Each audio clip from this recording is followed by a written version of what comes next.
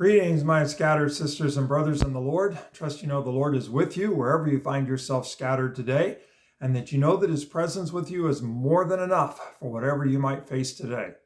Well, I know it's been a minute, maybe a minute and a half since we were in the Gospel of Mark, chapter 9, but we're back with Jesus, and Jesus has just taught his disciples for the second time that he is going to be crucified, that he's going to be handed over and put to death, but 3 days later he will rise. And we learn that the disciples don't understand what Jesus is talking about, and they're not really listening that well either, because they've been arguing amongst themselves about who is the greatest. And so when they get to Capernaum and into a house where Jesus can talk more to them, he asks them what they were talking about on the way, and they don't really want to admit it. They're kind of stunned. And Jesus knows exactly what they've been doing, that they've been arguing about who is the greatest. And so that's where we're picking it up in Mark chapter 9. And we'll go ahead and start at verse 33. So Mark 9:33, Jesus has just taught them for the second time about his cross, and they didn't understand.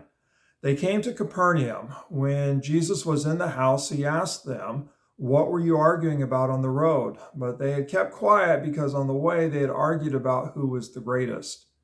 Sitting down, Jesus called the 12 and said, "Anyone who wants to be first must be the very last and the servant of all."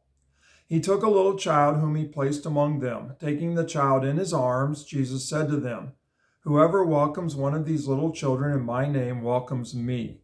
And whoever welcomes me does not welcome me only, but the one who sent me."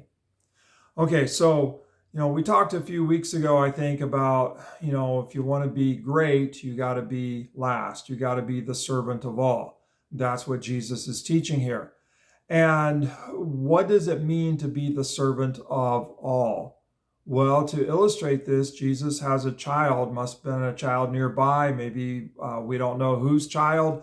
But Jesus has the child come, and Jesus takes the child in his arm, and who says, "Whoever receives a child receives me." Now, we need to think about this for a moment. In our context, children are kind of powerful. They have buying power. There are corporations who try to create brand loyalty at early ages. So there's this recognition that children have buying power, that parents are willing to buy all kinds of stuff for their children. Just think about the number of children that you've seen that have cell phones, for example. And then also I think about how children have power in terms of where people live, that people will choose neighborhoods that have the best schools, trying to make sure that their children get what they need, get what they want their children to have, all the opportunities. So just realize that in our world, children are actually pretty powerful. But in Jesus' world, in the ancient world, children were rather powerless. And so you didn't gain anything by serving a child.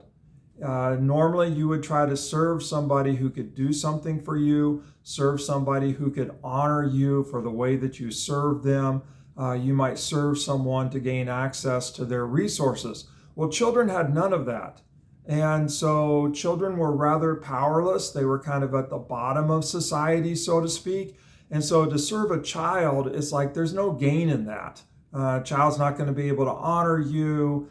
Child doesn't have any buying power. And so for Jesus to bring a child in, hold that child in his arms and say, whoever serves, whoever receives, whoever welcomes, whoever cares for a child, they're receiving, they're welcoming, they're caring for me.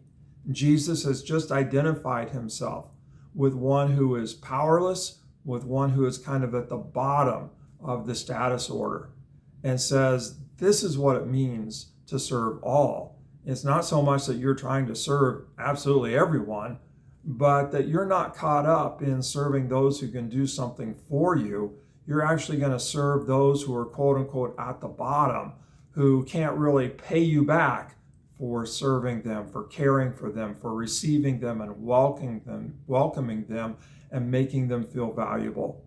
And then Jesus goes on to say, not only do I identify with these, so that when you receive them, welcome them, you're welcoming me, but that when you do that, you're also welcoming the one who sent me. You're not just receiving me, Jesus, you're receiving my Father. And that my Father cares about the least of these. My Father cares about the children. My Father cares about the powerless. And so whenever you welcome a child in my name, you're caring for them because you're following me. Then you're not only receiving me, you are receiving my Father, the one who sent me. So it really gives us a lot to think about, really a challenge for us. We can talk about kind of serving all, and we can talk about, being last, but when it comes right down to it, who are we actually serving? Who are we actually welcoming? Who are we actually receiving? Are we receiving, welcoming, caring for people who really can't pay us for what we're doing? They don't have status, they don't have wealth, there's no quote unquote social gain. And everybody is valuable, everybody is important, everybody is worthy of care. But in terms of our society, you know as well as I do that our society is kind of stacked, and some people you serve and you get honor for it, and some people you serve and nobody cares. That's what Jesus is saying when he brings that child in. If you're going to follow me, if you're going to really, get me, then you need to welcome those that have no status and care for them and receive them. And when you do that, you're welcoming and caring and receiving me. So my prayer for you and my prayer for me is that the Lord would give us eyes for the children, eyes for those who, can't pay us back. We don't have any social gain by serving them. And yet the Lord would give us the eyes to see and the hearts to receive. And in doing so, we would actually grow closer to Christ. Well, God bless. Have a great day. And may the Lord grace you to serve well.